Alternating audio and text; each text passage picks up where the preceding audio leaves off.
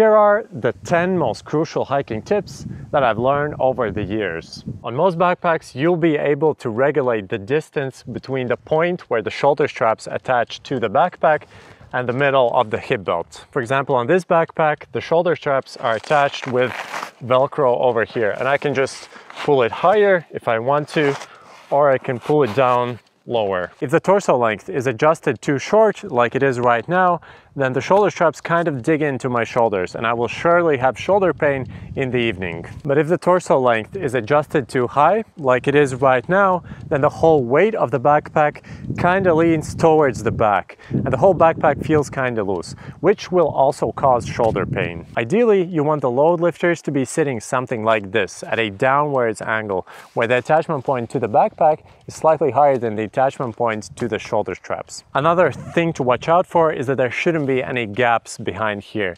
The shoulder strap should pretty much be sitting right next to your shoulder. I often see a lot of beginner hikers buy a water bladder as one of their first purchases, but actually people who hike regularly don't really use water bladders. Instead, we use cheap and regular water bottles.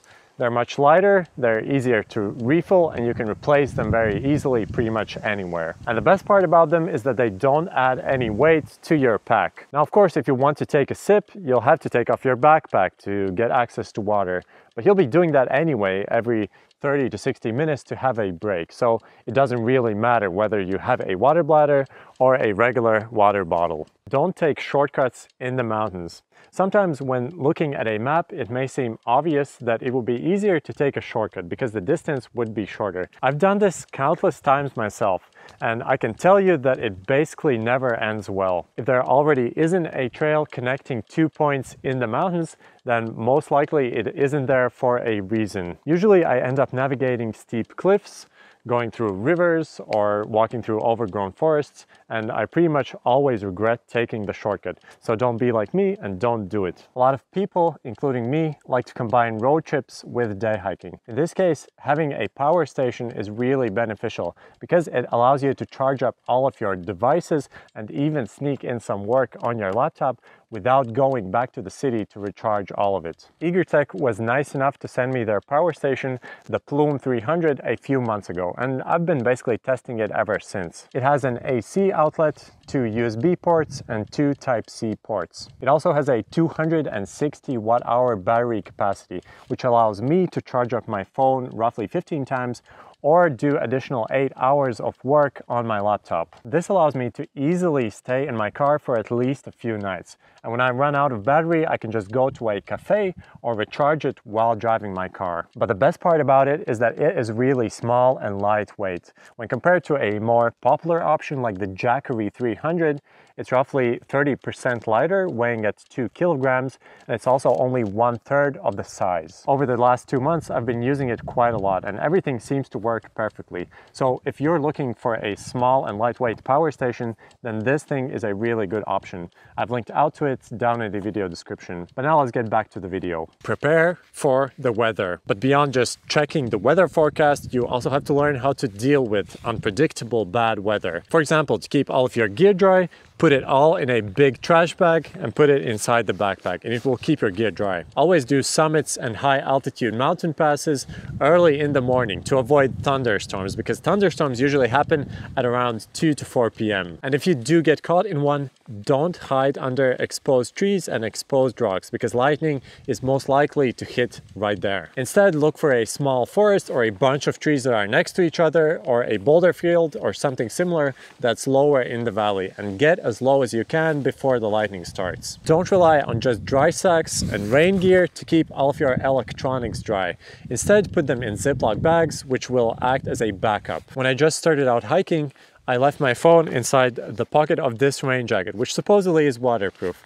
But of course, it got soaked and I had to throw out my phone, and I didn't have any way of navigating for the rest of my hike. When hiking in a group, Always hike as fast as the slowest person in the group. Because if you want to be hiking with that person again, you want them to have a good experience. And if they're always the last one and nobody waits for them, chances are that they probably won't enjoy the hike. So just chill a bit, wait for them, and enjoy the outdoors, because that's why you're there, not to run a marathon. If I haven't slept in a tent for a while, I usually have trouble falling asleep during the first night. Of course, over time you get used to it, but in the first time specifically, I usually don't sleep very well. Most commonly, I wake up roughly 10 times during the night and have nightmares about something or someone trying to break into my tent. But the reality is that it's just my imagination. From all the camping that I've done, I've only had a bad experience once. I found personally that the best way to fall asleep is to stop thinking. And the best way to do that is to focus on my breath and not think about anything else.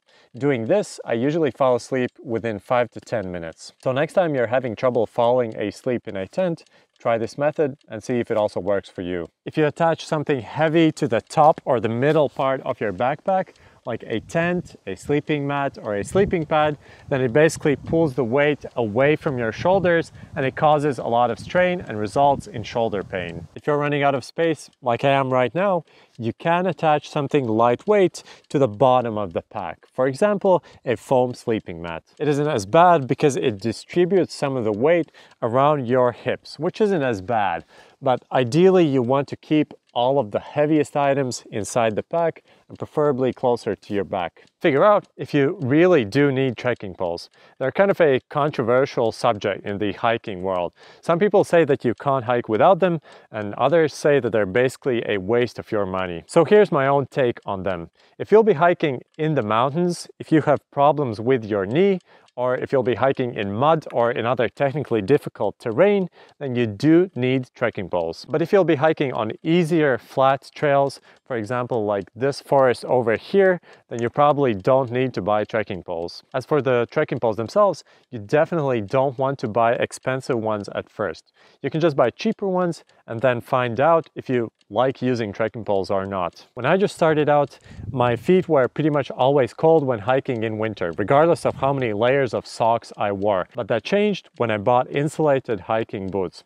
Of course, my feet still get wet after a long day of hiking because of all the sweat, but they're much, much warmer. So if you'll be hiking in late autumn, in winter, or in early spring, definitely invest in a pair of good insulated hiking boots because you'll have a much more pleasurable hike. Learn how to navigate. To find a good hiking trail, go to wikilog.com or alltrails.com.